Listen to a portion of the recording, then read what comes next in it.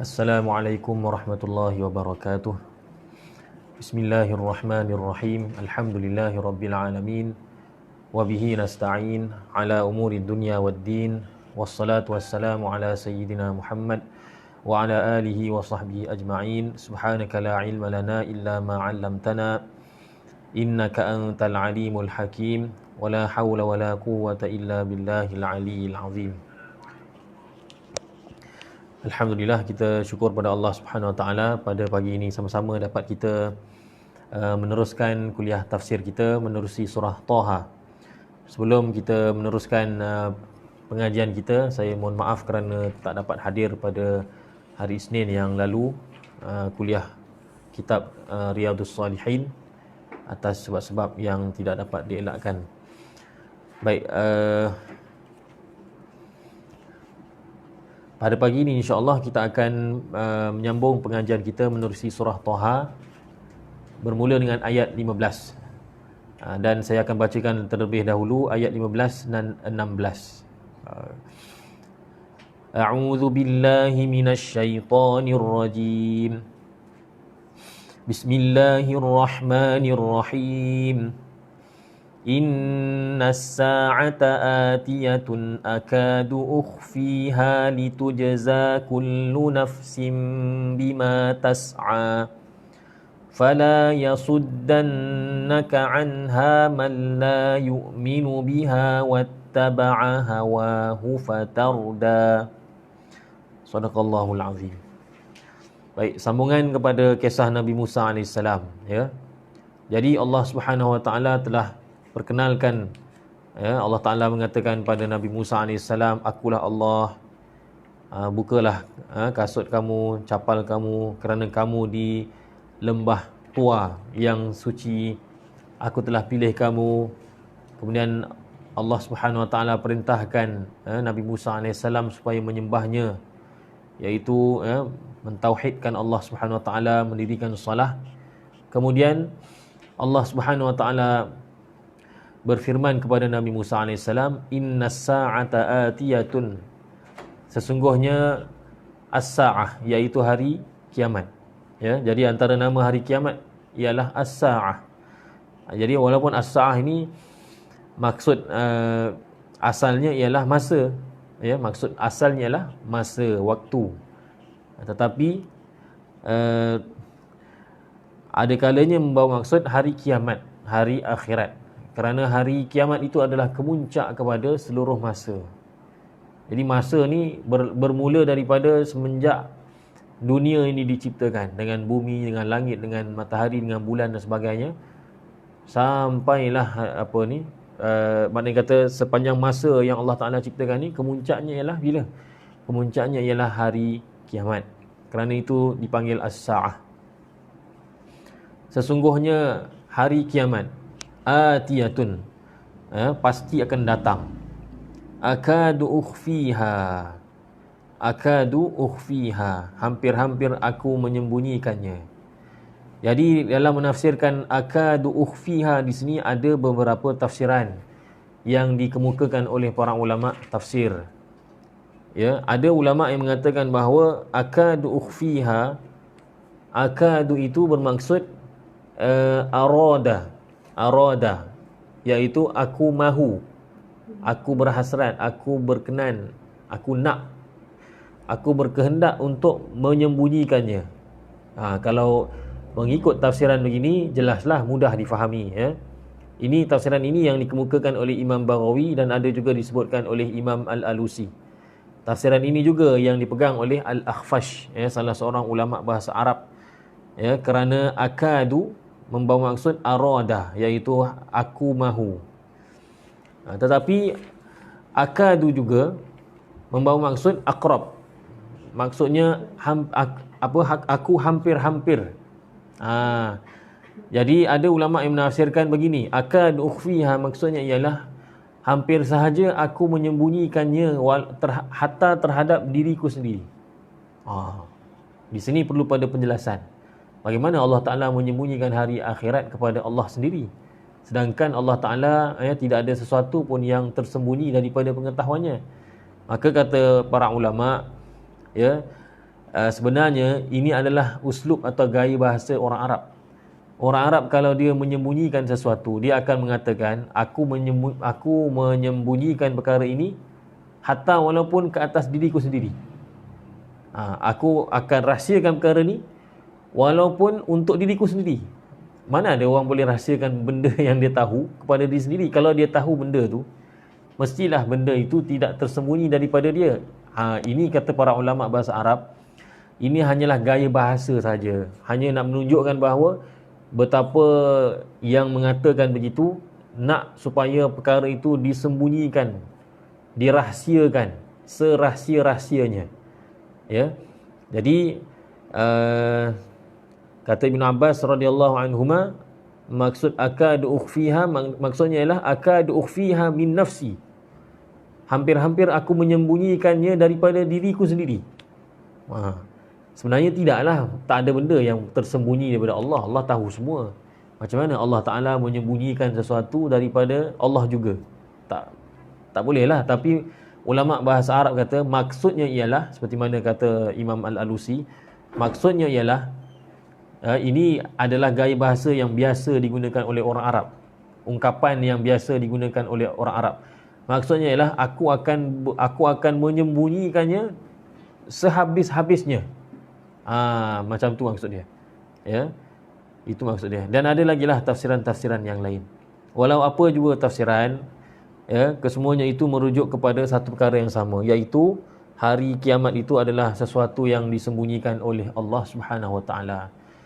Dan para ulama rahimahumullahu taala membincangkan apakah hikmah disembunyikan tarikh hari kiamat.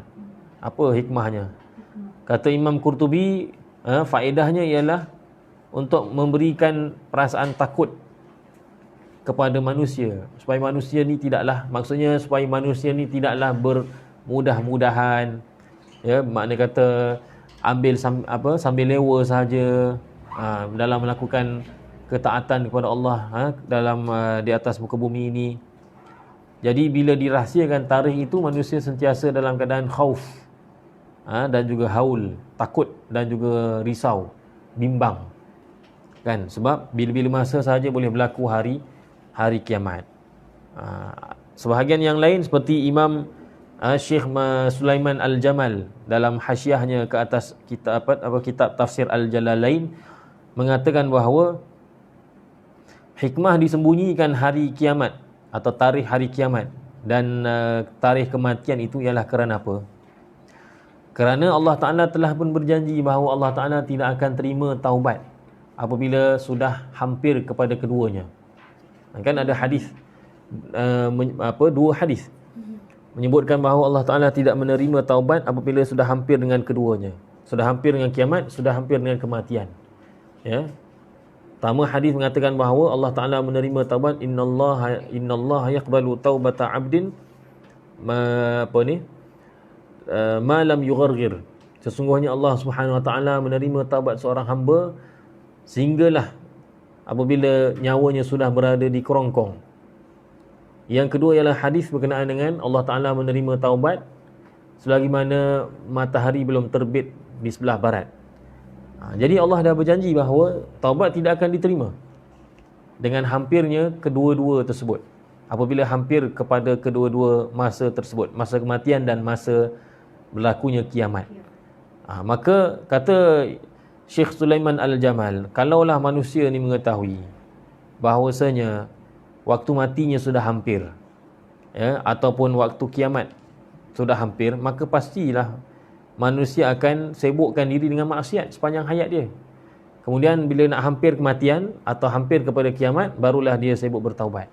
Maka kalau macam tu, orang yang dah beribadat pada awal tak ada apa-apa kelebihan, kan? Tak ada apa-apa lah, sebab semua orang akhirnya bertaubat.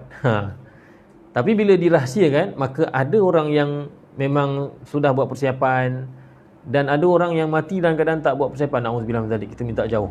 Maka di situ nampak ada beza antara orang yang betul-betul ikhlas menyembah Allah Ta'ala dan orang yang saat-saat akhir barulah nak bertaubat dan sebagainya. Itulah hikmahnya. Ya, itulah hikmahnya. Jadi kata Syekh Sulaiman Al-Jamal, Hikmahnya ialah supaya apa? Supaya tidaklah ada manusia yang dapat melepaskan diri daripada maksiat apabila dia mengetahui masa matinya akan hampir, ataupun masa kiamat akan hampir. Kerana apa? Kerana berterusan dan makna kata berdegil dalam melakukan maksiat itu adalah satu perkara yang tidak harus. Makna kata berterusan melakukan maksiat dengan sengaja bila dah tahu tarikh mati atau tarikh kiamat, itu satu benda yang tidak patut. Itulah hikmahnya. Dan ada lagi hikmah yang lain disebutkan oleh para ulama yang lain. Ya. Jadi berbalik pada tadi, akad ukhfiha, ada dua tafsiran, ya. Tafsiran pertama maksudnya ialah akadu itu ialah arada, Allah Taala mahu menyembunyikan. Tafsiran kedua mengatakan bahawa akadu ukhfiha maksudnya hampir-hampir sahaja aku menyembunyikan, hatta walaupun kepada diriku sendiri. Dan itu hanyalah sekadar gaya bahasa Arab, kerana Allah Taala tidaklah tersembunyi. Allah Taala tak ada satu perkara pun yang tersembunyi daripada pengetahuannya. Cuma orang Arab menggunakan uslub begitu, gaya bahasa begitu, untuk menunjukkan bahawa yang mengatakan begitu memang sungguh-sungguh menyembunyikan perkara tersebut. Ya. Dan kalau mengikut pendapat Imam Ibn Jarir At-Tabari, pendapat yang kedua tadilah, yang kata menyembunyikan kepada diri sendiri, itulah yang beliau pilih, yang beliau rasakan lebih tepat. Kerana apa? Kerana disokong oleh kata-kata para sahabat dan juga tabi'in, di antaranya Ibn Abbas yang kita sebutkan tadi. Walau apa juga tafsiran, kedua-duanya itu menunjukkan bahawa kiamat itu dirahsiakan oleh Allah Subhanahu wa taala. Litujza kullu nafsin bima tas'a. Ini dalam ayat ni pun dah disebutkan apakah hikmah disembunyikan hari kiamat tersebut. Litujza kullu nafsin, supaya setiap jiwa, nafs, jiwa maksudnya diri setiap orang, supaya setiap orang itu dibalasi bima tas'a, dengan apa yang dia kerjakan, dia usahakan. Fala yasuddannaka anha, maka janganlah memalingkan kamu daripadanya. Siapa yang palingkan? Man la yu'minu biha, orang-orang yang tidak beriman dengannya, yang tak percaya adanya hari akhirat. Wattaba'a hawah, lagi mengikuti hawa nafsunya. Fatarda, maka kamu akan binasa. Maksudnya kalau kamu dipalingkan oleh orang yang tidak beriman dengan hari akhirat, bahkan mengikut hawa nafsu pula lagi, maka nescaya kamu binasa. Ini Allah Ta'ala kata kepada Nabi Musa. Apatah lagi kalau orang-orang yang tidaklah sampai tahap Nabi Musa, seperti kita lah, orang-orang awam ni. Kalau kita ni mengikuti orang-orang yang kafir dan mengikuti hawa nafsu sehingga berpaling tujuan asal hidup kita, matlamat hidup asal kita, tak ingat dah akhirat, memang nak dunia sahaja, maka fatarda, kamu akan binasa. Kalau binasa itu Allah kata pada Nabi Musa AS, kita lagilah kalau kita ikut hawa nafsu dan orang-orang yang kafir dan mengikuti hawa nafsu, kita lagilah lebih layak mendapat kebinasaan. Wal'iyadzubillah. Mudah-mudahan kita tak tergolong di kalangan orang macam tu. Kemudian Allah Subhanahu wa taala berfirman, masuk ayat 17. Ini tarbiyah Allah Taala kepada Nabi Musa AS. Allah Taala nak tunjukkan kehebatannya sebelum Allah Taala mengutuskan, menyuruh Nabi Musa AS pergi berdakwah pada Fir'aun. Jadi sebelum kita nak menghantar orang untuk berdakwah, kita kena bagi training. Ini ayat ni suatu asas, prinsip dalam usaha dakwah. Sebelum mana-mana jemaah dihantar dan sebagainya, diberikan dulu training, briefing, diberikan dulu muzakarah, perbincangan. Supaya apa? Supaya orang yang berdakwah tu sendiri, dia sendiri sudah ada bekalan dari segi kekuatan iman. Sebab Fir'aun ni bukan main-main, bukannya calang-calang orang. Ya, dia ada kuasa, dia ada tentera dan dia ada tukang sihir. Kalau kita iman kita tak kuat, kalau kita berada di tempat Nabi Musa AS ni, silap-silap dengan kita sekali hanyut. Terpesona dengan sihir yang dipamerkan oleh ahli-ahli sihir Nabi Musa, Fir'aun. Jadi nak berhadapan dengan Fir'aun ni bukan senang. Maka kerana itu Allah Ta'ala berikan tarbiyah. Tarbiyah ni maknanya didikan. tarbiyah iman kepada Nabi Musa AS. Wa ma tilka biyaminika ya Musa. Qala hiya 'asaya atawakka'u 'alayha wa ahussu biha 'ala ghanami wa liya fiha ma'aribu ukhra. Qala alqiha ya Musa. فألقاها فإذا هي حية تسعى قال خذها ولا تخف سنعيدها سيرتها الأولى واضمم يدك إلى جناحك تخرج بيضاء من غير سوء آية أخرى linuriyaka min ayatinal kubra. Baik, Allah Ta'ala kata, wa ma tilka biyaminika ya Musa. Dan apa tilka itu biyaminika, di apa tu, di biyaminika, di tangan kanan kamu wahai Musa. Masa tu Nabi Musa AS sedang pegang tongkat. Jadi kat sini kita boleh ambil pengajaran, ya. Sebaik-baiknya benda-benda baik, kan. Tongkat ni benda baik lah, bukan benda buruk, kan. Kita pegang dengan sebelah kanan, kan. Pegang mushaf ke, pegang apa-apalah. Makan, minum, tangan kanan. Tengok Nabi Musa AS pegang tongkat sebelah kanan. Sebab tu Allah kata, apa di tangan kanan kamu wahai Musa. Boleh jugalah kalau setakat tongkat ni, boleh lah kadang-kadang kanan, kadang-kadang kiri. Tapi kanan tu lebih didahulukan. Baik, jadi pertanyaan Allah Ta'ala di sini, kata para ulama, ramai di kalangan ulama, saya tengok dalam tafsir-tafsir yang lain pun, dalam tafsir pelbagai, mengatakan bahawa pertanyaan ni bukanlah memang Allah Ta'ala tu tak tahu apa di tangan Nabi Musa. Tahu, memang tahu, Allah Ta'ala tahu semua benda. Tapi pertanyaan ini ialah takrir, iaitu untuk mengiyakan, dan juga untuk supaya Nabi Musa AS mengiktiraf dan mengakui bahawa di tangannya itu awalnya ialah tongkat dan akhirnya nanti menjadi ular. Itu lebih mendatangkan kesan, kata para ulama tafsir. Kata Az-Zamakhsyari dalam tafsir Al-Kasyaf, soalan yang Allah Ta'ala tanya itu, wa ma tilka biyaminika ya Musa, apa di tangan kanan kamu, itu untuk mengiyakan pada hati Nabi Musa AS dan menampakkan perbezaan yang jelas sebelum dan selepas. Kalau Allah Ta'ala terus jadikan pling, contohlah, kan, tongkatnya jadi ular, dia tak nampak kesan, dia makna kata kesan keterujaan tu tak tinggi. Tapi bila kata tengok ni apa, tongkat, kan, lalu dijadikan ular, baru dia terkejut. Macam tu, macam orang buat silap mata lah. Dia mula-mula akan tunjuk pada kita sapu tangan yang kosong. Kemudian dimasukkan, contohlah, kan, masukkan dalam tangan. Kemudian dia keluarkan burung merpati warna putih. Kan, itu lebih memberikan kesan kepada orang yang melihat berbanding dia terus keluarkan burung merpati daripada tangan dia. Mana lagi memberi kesan, kan? Terus keluarkan burung ataupun dia tunjuk dulu ada kain kosong. Ni kain kosong, masukkan, tiba-tiba jadi burung. Yang tunjuk kain tu lebih mendatangkan kesan. Orang akan lebih rasa takjub. Sebab apa? Sebab awalnya benda lain, akhirnya benda lain. Mula-mula kain, kemudian menjadi burung merpati. Ini contoh saja, kan? Jadi begitulah Allah Ta'ala tanya, kata Az-Zamakhsyari, Allah Ta'ala tanya Nabi Musa AS, apa di tangan kanan kamu? Tujuannya ialah nak menampakkan beza tu. Nampak beza daripada tongkat menjadi ular, ya, supaya Nabi Musa AS nampak dengan jelas, ya, dan juga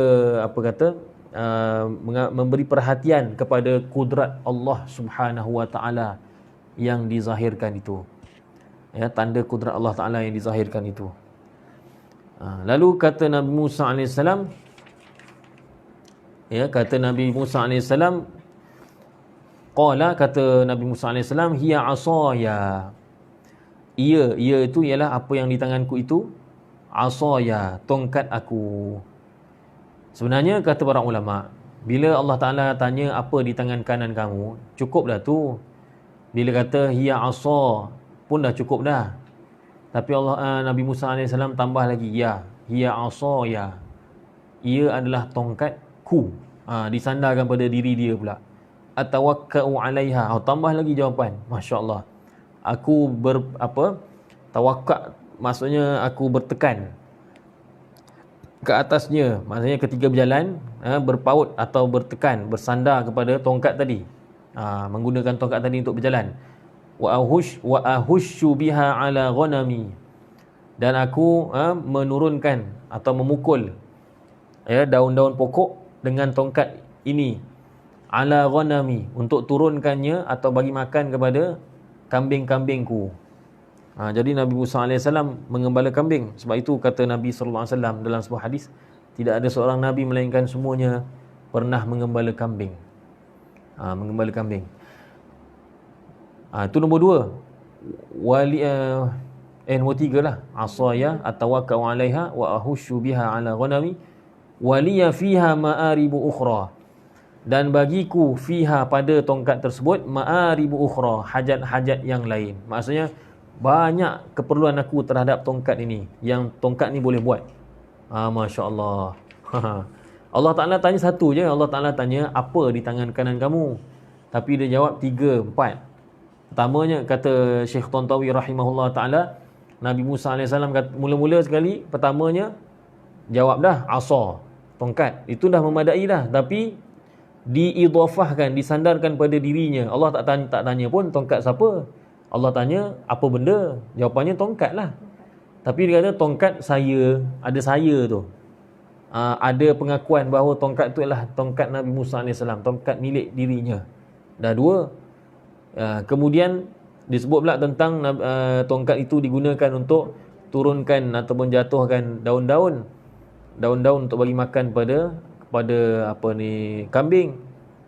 Kemudian yang keempat, Nabi Musa AS, yang setinggal, atawakka'u 'alaiha, digunakan untuk membantunya berjalan. Kemudian itu pun tak cukup lagi. Nabi Musa AS kata, banyak lagi lah. Banyak lagi lah hajat-hajat yang lain. Maka kenapa Nabi Musa AS jawab panjang lebar macam ni? Kata Syekh Tantawi rahimahullah ta'ala, sama ada 2 jawapan. Sama ada satu jawapan. Kerana apa? Kerana Nabi Musa AS apabila dia sedar yang berkata-kata kepadanya itu ialah Allah Subhanahu Wa Taala, maka dia merasai kelazatan, maka dia rasa seronok, seronok kerana dapat bercakap dengan Tuhan. Masya Allah.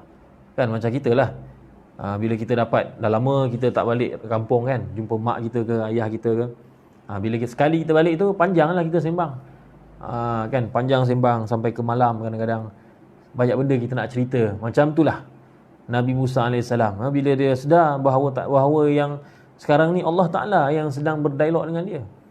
Jadi dia pun seronok cerita, tongkat ni begini-gini, Masya Allah. Ada juga, wallahualam lah, ni saya tak jumpa lah dalam kitab, cuma pernah dah dengar kan, sebahagian penceramah dia kata, ketika itu Nabi Musa AS memang hatinya tu terpaut pada tongkat tadi kan, sebab tongkat tu banyak jasanya kepada dia. Maka Allah Ta'ala nak supaya Nabi Musa AS mulai saat ini hati kamu hendaklah terpaut hanya kepada Allah. Maka kerana itu Allah Ta'ala suruh dia campak tongkat. Dan tongkat tu yang dirasakan memberi manfaat, akhirnya menjadi asbab mudarat. Sebab ular tu adalah asbab mudarat. Maka Nabi Musa AS pun faham, yakin bahawasanya tongkat yang selama ni memberi manfaat pun, itu pun tak ada kuasa, itu pun tak boleh buat apa-apa. Mulai saat itu memang apa-apa pun tidak boleh bersangkut paut dengan hatinya. Hanya seorang da'i itu hatinya hanya kepada Allah sahaja. Dia tak boleh hatinya bersangkut paut kepada apa-apalah benda-benda yang dia gunakan, kereta ke apa-apalah kan, wang sagu hati ke, no, hanya kepada Allah sahaja. Ada juga yang kata begitu, wallahu alam. Ada yang kata bahawa Nabi Musa AS cakap banyak itu kerana seronok berbicara dengan Allah Subhanahu Wa Taala. Kemudian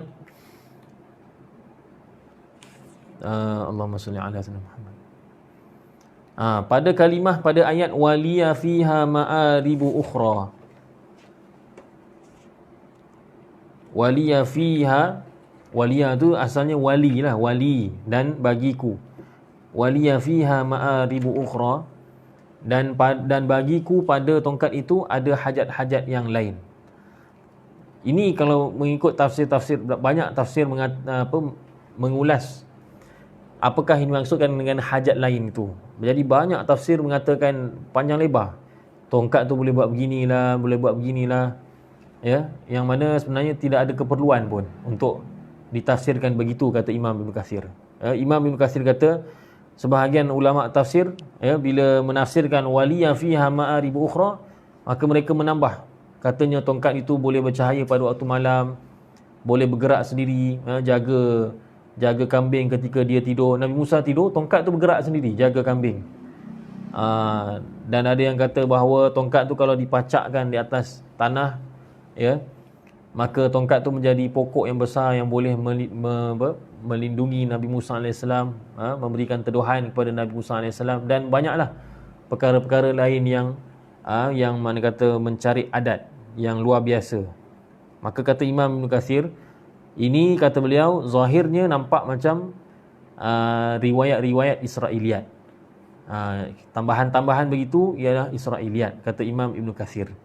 Yang zahirnya kata Imam Ibn Katsir, tongkat tu tongkat biasalah. Tongkat tu tongkat biasa.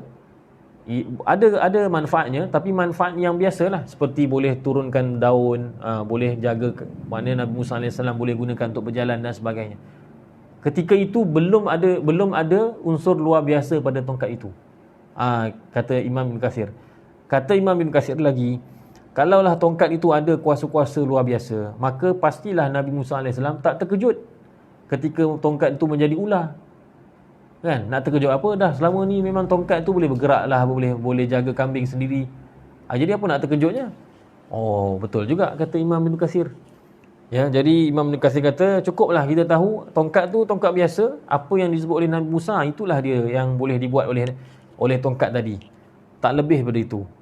Sebab ketika itu belum masanya lagi Allah Ta'ala jadikan tongkat itu ada mukjizat, ada unsur mukjizat. Kemudian Allah Ta'ala kata, qala alqiha ya Musa. Ini baru, waktu ni baru Allah Ta'ala zahirkan. Qala alqiha ya Musa. Kata Allah Ta'ala, campakkanlah ia, iaitu tongkat kamu itu, ya Musa, wahai Musa. Fa'alqaha. Maka Nabi Musa AS pun mencampakkan tongkatnya. Fa'idha hiya hayyatun tas'a. Maka tiba-tiba, ya, ini antara kunci dalam ilmu tafsir. Idza ada kalanya bermaksud apabila, tapi ada kalanya bermaksud idza itu bermaksud tiba-tiba. Kalau dia menunjukkan perubahan, ya, menunjukkan macam tiba-tibalah, maka idza itu kalau saya lah terjemah, maka tiba-tiba, bukan apabila. Kalau apabila tak nampak punya tu perubahan. Maka apabila Nabi Musa AS campak tongkat tersebut, maka tiba-tiba tongkat tersebut hayyatun, menjadi ular, tas'a, yang bergerak-gerak. Maknanya ular tadi menjala-jala. Kalau ular tu kaku saja pun, itu memang dah membuatkan ketakutan. Ini kan pula kalau ular tu bergerak-gerak, masya-Allah. Ya, ular tadi bukan sahaja dahlah ular, kemudian bergerak pula. Ya. Kemudian Syekh Tantawi dan para ulama tafsir yang lain seperti Imam Baghawi dan sebagainya, mereka menghimpunkan ayat-ayat lain daripada surah-surah lain. Cerita pasal tongkat ni banyak.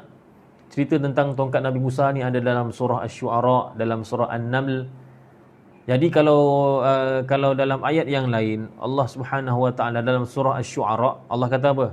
Thu'banum mubin. Thu'banum mubin. Thu'ban itu apa dia? Thu'ban itu ialah ular yang besar. Kalau dalam surah Toha yang tadi kita baca, hayyatun. Hayyah ni ular, apa jenis ular sekalipun, besar ke kecil, sama ada yang besar ataupun kecil, kesemuanya dipanggil hayyah. Tapi kalau thu'ban ni ular besar. Ular kecil-kecil tak dipanggil thu'ban. Setakat besar kelingking tak dipanggil thu'ban.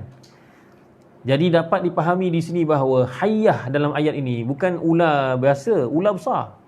Sebab diterangkan dalam ayat yang lain surah Asy-Syu'ara, thu'banum mubin. Ular yang nyata, ular yang besar, thu'ban. Dalam surah An-Naml pula, surah An-Naml, surah semut. Allah Ta'ala kata apa? Tahtazzu ka'annaha jan. Ular itu bergerak-gerak. Ya, seperti jan. Jan ni ialah ular yang pantas pergerakan dia. Masya Allah. Jadi kalau kita gabungkan ayat dalam surah Asy-Syu'ara ayat 32, surah Allahumma salli ala sayyidina Muhammad An-Naml, ya, ayat yang ke 10 kalau tak silap, ya, dapat difahami bahawa 10 ke? Nanti tengok baliklah, tak jumpa pula dia punya nota kaki. Dapat difahami bahawasanya ular yang ular itu, ya, yang Allah Ta'ala jadikan daripada tongkatnya tadi, ular itu besar dan bergerak dengan laju, pantas. Maka siapa tak takut? Saya yang mengajar ni pun takut kalau jumpa ular macam tu. Ular hak kecil pun kalau jumpa bawah singki pun dah melompat. Ini kan pula ular yang besar dan laju pula. Kalau dia diam, okey lagi. Tapi kalau dia laju, bergerak, maka takutlah. Jadi bila begitu keadaannya, qala khudhha wa la takhaf. Qala, kata Allah Ta'ala, khudhha, tangkaplah ia. Masya Allah, disuruh tangkap pula. Wa la takhaf, dan jangan kamu takut. Sanu'iduha, kami akan mengembalikannya sirataha. Sirah maksudnya keadaan. Kan kita belajar kan sirah Nabi sallallahu alaihi wasallam. Perjalanan hidup. Maknanya keadaannya lah. Sirataha, perjalanannya atau keadaannya al-ula, yang awal dahulu. Maknanya jadi tongkat baliklah. Kalau kamu pegang, kami akan jadi, kalau kamu tangkap, kami akan jadikan ular itu kembali pada asal, iaitu tongkat. Masya Allah. Ya. Dikatakan bahawa, kata Imam Baghawi,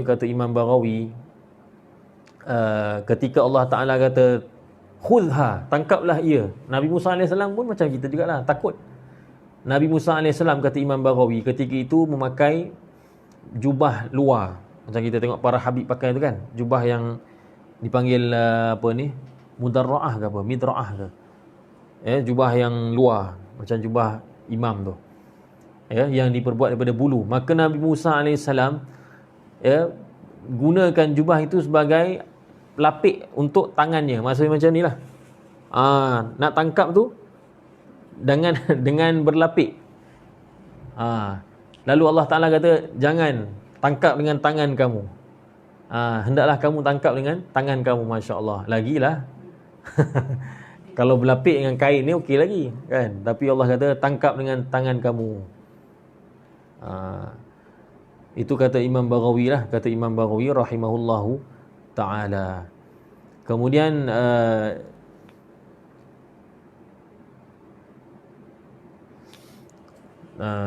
kemudian Allah Subhanahu wa taala, dalam ayat ni tak diceritakan lah apa yang jadi, tetapi kata para ulama tafsir, memang Nabi Musa AS buatlah. Akhirnya Nabi Musa AS tangkap, dan ular tadi menjadi tongkat semula. Kata Imam Al-Baghawi rahimahullahu ta'ala, kenapa Allah Ta'ala menjadikan, Allah Ta'ala menzahirkan perkara tersebut kepada Nabi Musa AS? Kenapa Allah Ta'ala buat begitu? Imam Baghawi menukilkan daripada para ulama tafsir bahawa Allah Ta'ala berkehendak untuk memperlihatkan kepada Nabi Musa AS, sebahagian daripada tanda kekuasaan Allah Subhanahu Wa Taala yang memang tak boleh dibuat oleh makhluk. Makhluk memang tak akan dapat buat begitu. Supaya apa? Supaya Nabi Musa AS tidak rasa takut apabila berhadapan dengan Fir'aun. Kalau Musa AS dia tak takut dengan ular yang besar yang Allah Ta'ala jadikan tadi, maka ular-ular yang kecil yang dibuat oleh tukang-tukang sihir, yang dizahirkan oleh tukang-tukang sihir itu tak ada apalah kan. Ular yang besar pun tak takut, kalau ular kecil lagi dah tak takut. Itu tujuan dia, supaya Nabi Musa AS bersedia berhadapan dengan Fir'aun dan berhadapan dengan ahli-ahli sihirnya. Demikian yang disebut oleh Imam Al-Baghawi rahimahullahu ta'ala. Kemudian wadmum yadaka ila janahik. Wadmum ni makna asalnya ialah kumpulkan, cantumkan. Cantumkan.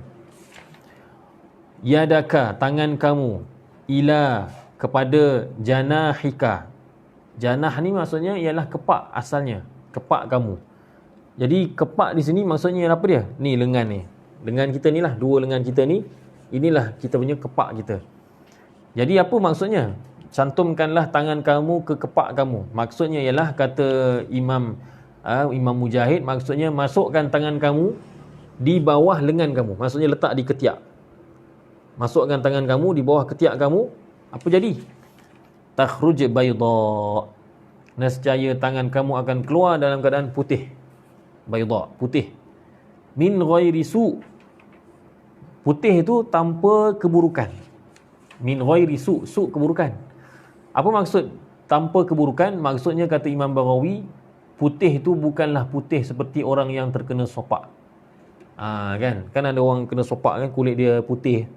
Allah kata putih itu bukan putih macam tu, tapi putih itu ialah putih cahaya. Putih cahaya. Kata Imam Baghawi menukilkan daripada Ibn Abbas.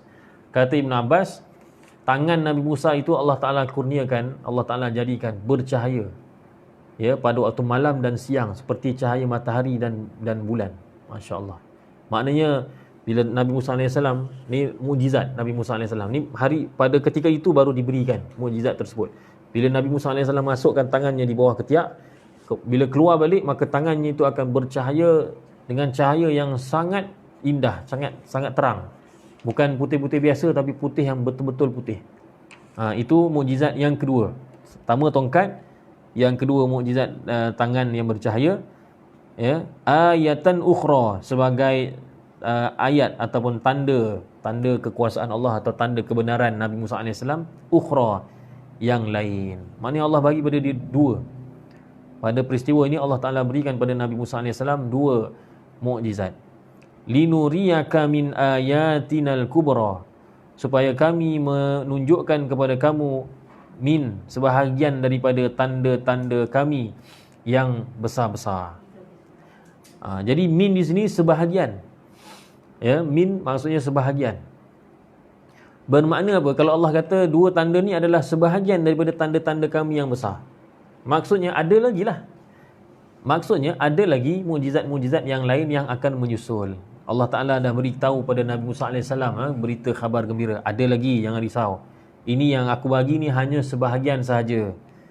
Ya, hanya sebahagian sahaja daripada tanda tersebut. Masya Allah.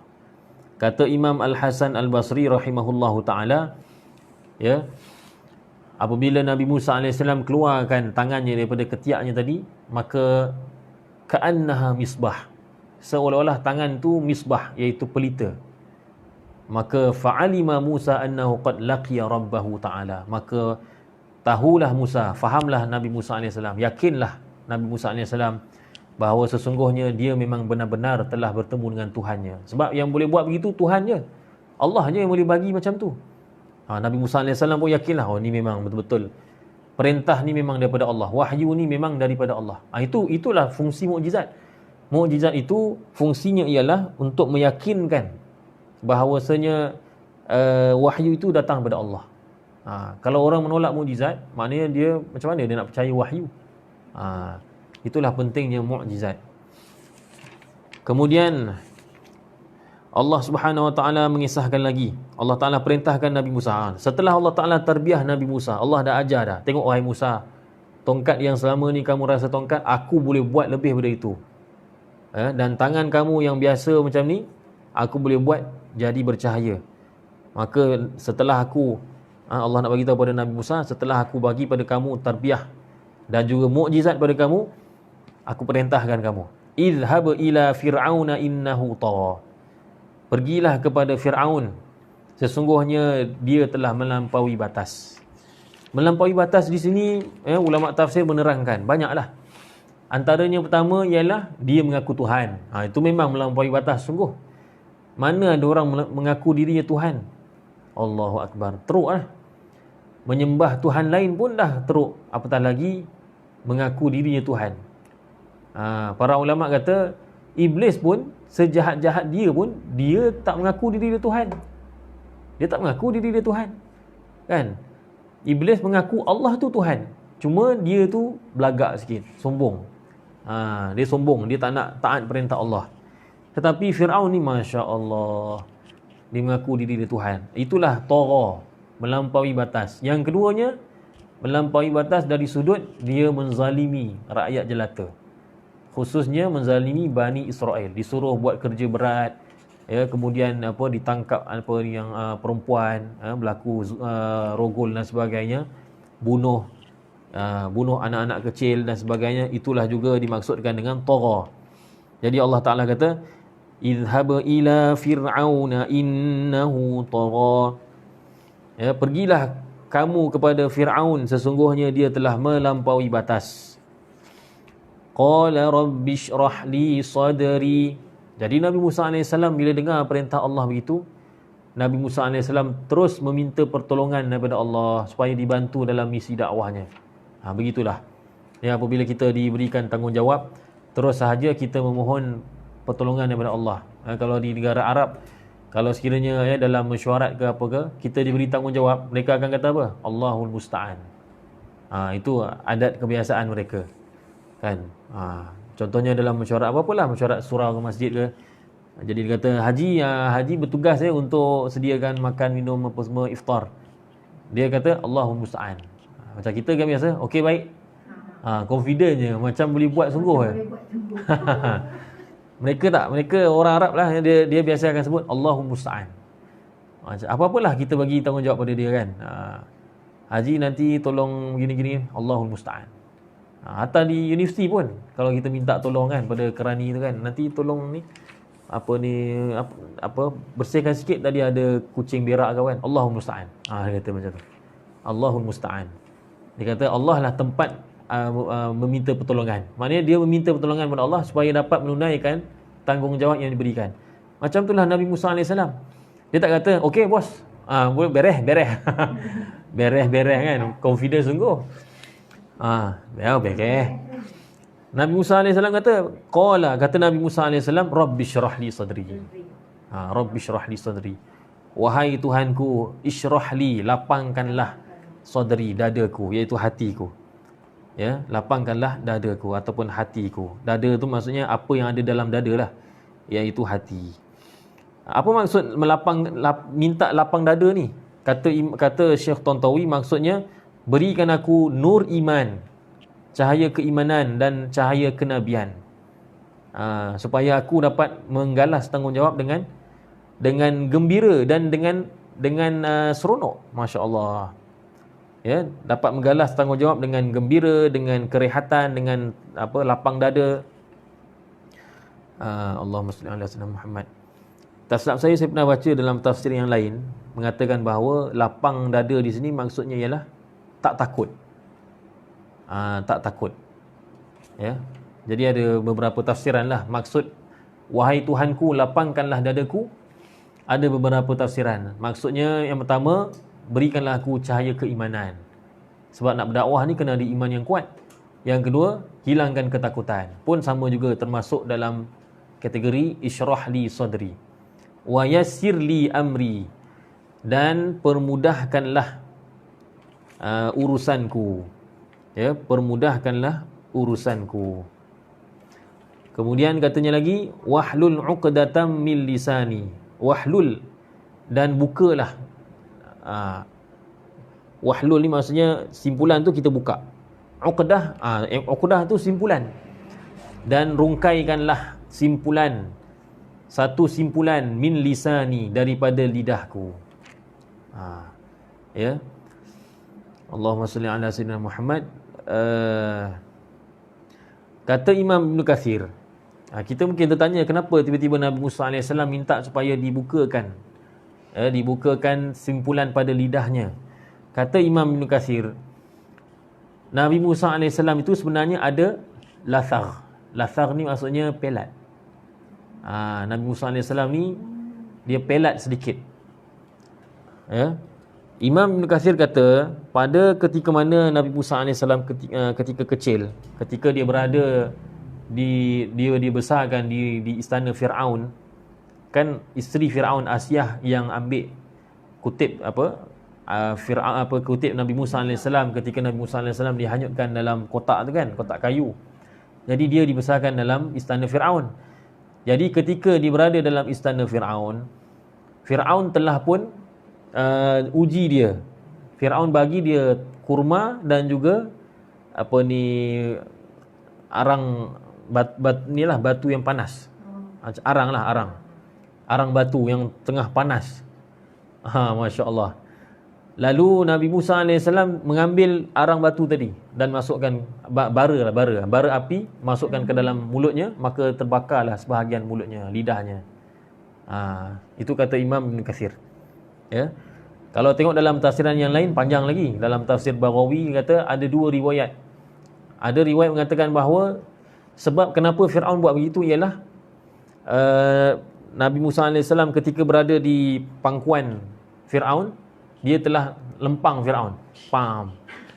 Budak-budak anak lelaki pula kan, comel dia lempang Firaun dan ditariknya janggut Firaun. Jadi Firaun marah. Firaun kata pada Asiyah, inilah dia budak yang telah diberitahu oleh ahli nujum bahawa dia akan menjatuhkan kerajaanku. Maka Asiyah kata, kan, ni budak kecil, apa dia tahu kan?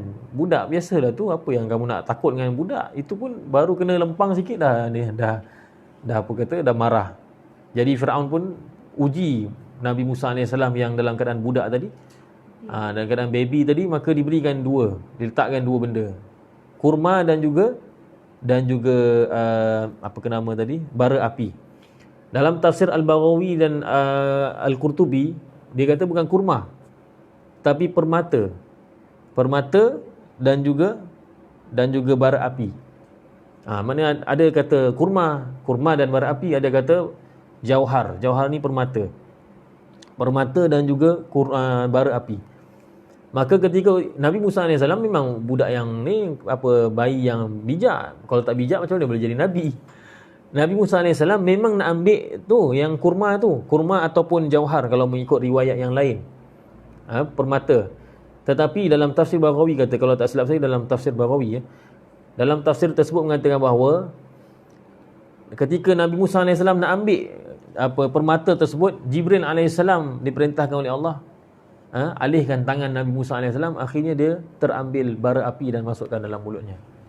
Hikmahnya apa? Kalaulah Nabi Musa AS dia ambil kurma ataupun tu, maka saya memang Firaun tahu dah, ini memang bayi ni memang bayi yang bijak. Memang dia akan menjatuhkan kerajaanku. Kerana itu Jibril tepis, alihkan tangannya itu, menyebabkan dia mengambil bara api dan masukkan dalam mulut. Disangkakan kurma.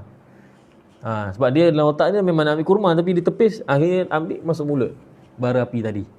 Maka itulah yang menyebabkan Nabi Musa AS sedikit pelat.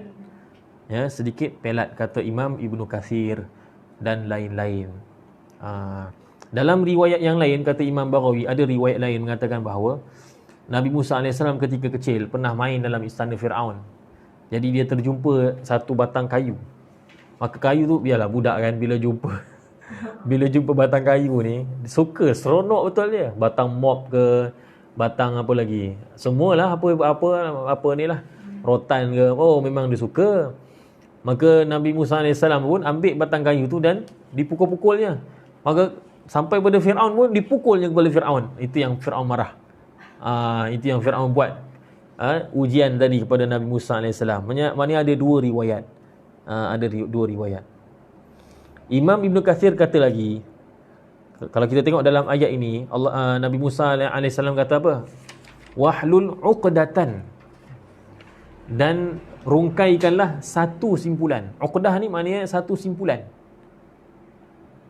Kata Imam Ibn Kathir, Nabi Musa AS sengaja tidak memohon supaya dihilangkan pelatnya secara keseluruhannya. Sebaliknya Nabi Musa AS hanya minta dirungkaikan satu simpulan. Maknanya Nabi Musa AS hanya minta supaya diperelokkan sikit sahaja lisannya, bukannya dihilangkan semua pelatnya. Masya Allah.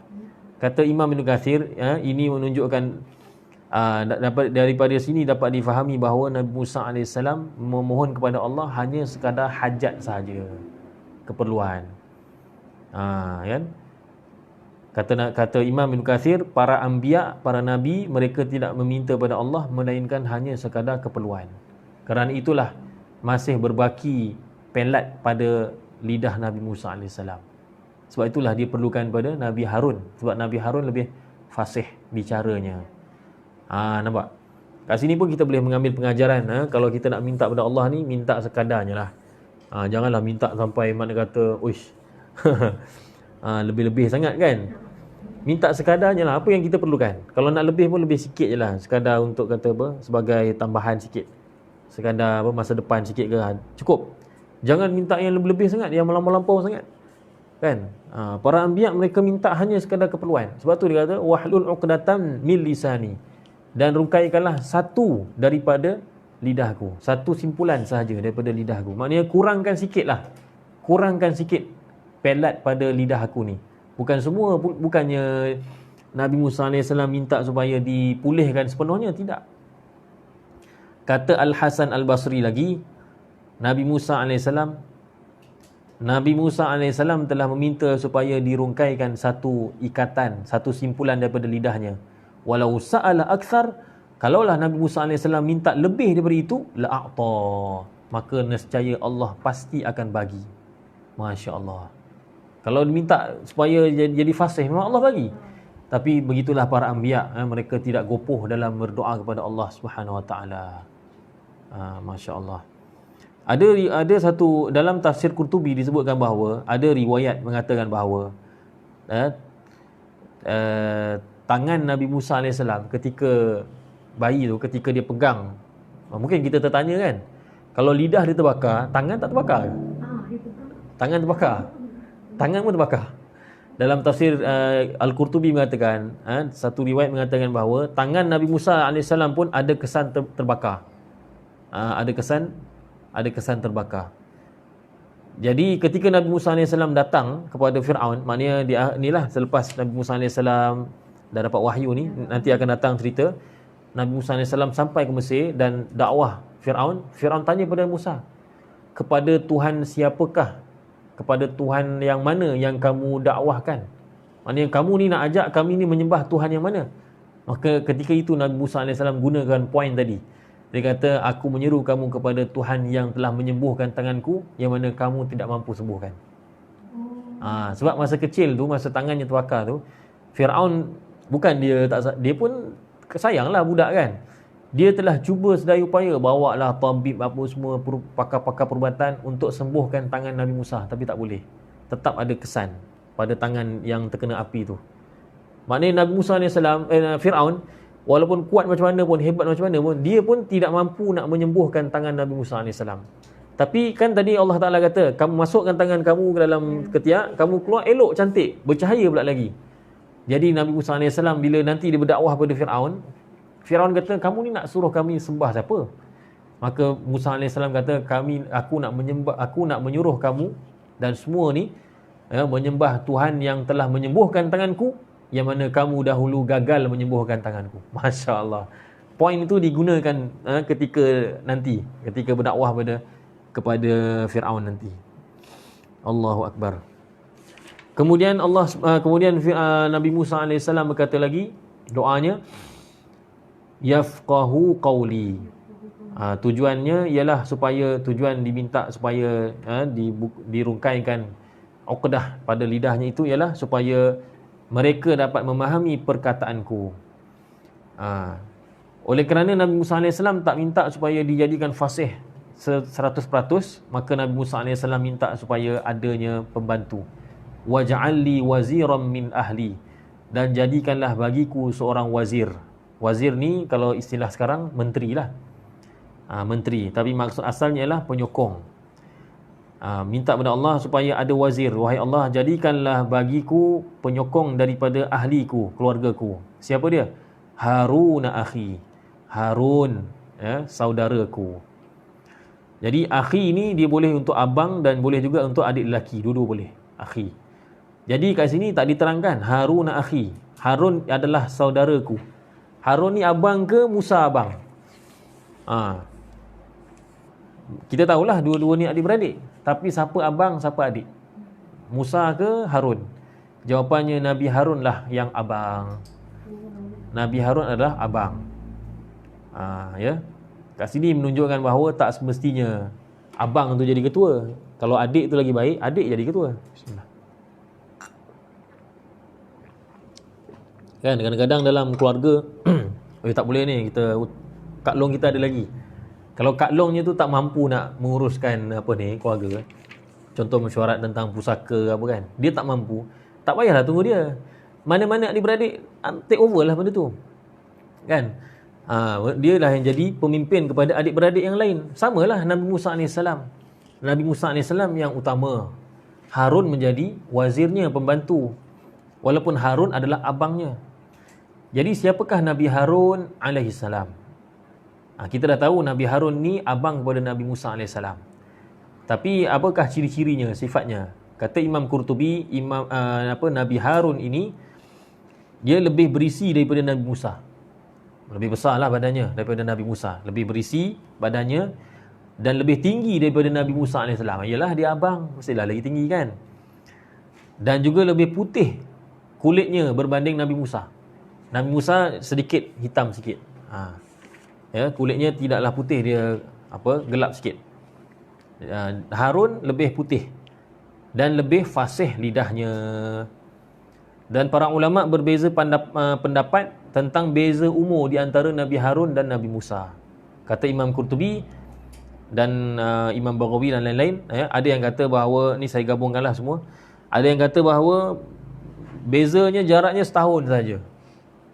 Setahun saja. Kalau sekarang ni doktor marah lah kan. Saya pun doktor dah bising kan, sebab dekat sangat jarak antara anak ketiga, anak keempat. Beza setahun je. Ada yang kata 3 tahun. Ada yang kata 4 tahun. Imam Baghawi kata 4 tahun. Ya, ada yang kata begitulah. Tapi ada yang kata juga itulah, ada yang kata setahun, ada yang kata 2 tahun, ada yang kata 4 tahun. Yang pastinya ialah Nabi Harun lahir ketika tahun yang Fir'aun tidak membunuh anak. Kan mula-mula Fir'aun bunuh semua anak lelaki. Lepas tu ada pengikutnya yang bagi tahu, wahai Fir'aun, kalau kita bunuh, satu hari nanti kita tak ada tenaga kerja. Siapa nak jadi kuli? Fir'aun yang mengaku Tuhan pun dia pun masa tu baru dia terfikir.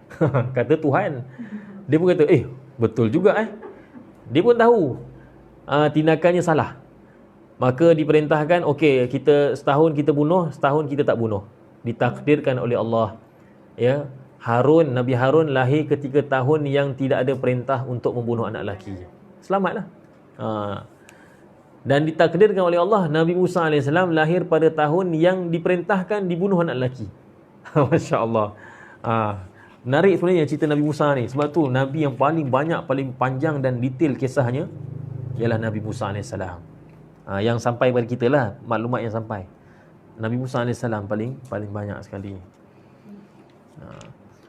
Kemudian Allah Ta'ala Nabi Musa AS, Allah Ta'ala berfirman, tapi makna kata merakamkan doa Nabi Musa AS, ushdud bihi azri, kuatkanlah dengannya, nya tu ialah Harun, azri urusanku ataupun peganganku macam tu, ya, wa asyrikhu fi amri, azri pendirianku kalau tak silap, pendirianku, kuatkanlah pendirianku dengan Harun, wa asyrikhu fi amri, dan jadikanlah Nabi Harun itu syarikat, maknanya syarik, maksudnya kongsi.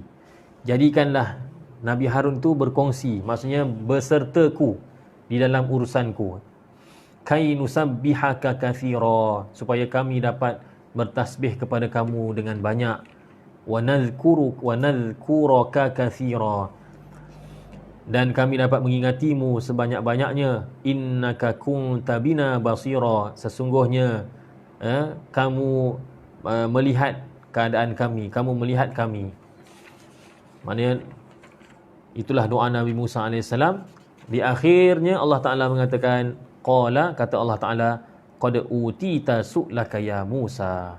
Sesungguhnya telah diberikan permintaan kamu wahai Musa. Maknanya Allah Ta'ala perkenankan permintaan Nabi Musa AS.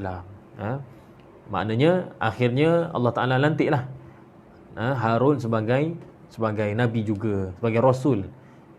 Dia membantu Nabi Musa AS untuk berdakwah. Jadi itulah yang dapat kita kongsikan pada pagi ini, insyaAllah.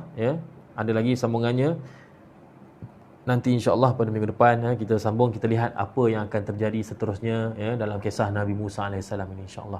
Semoga apa yang kita bincangkan pada pagi ini, insyaAllah memberi manfaat, menambahkan amalan kita dan iman kita, dan dapat kita sampaikan, ceritakan pada orang lain tentang kisah para nabi yang mulia ini, insya-Allah. Wallahu alam. Subhanallah bihamdihi.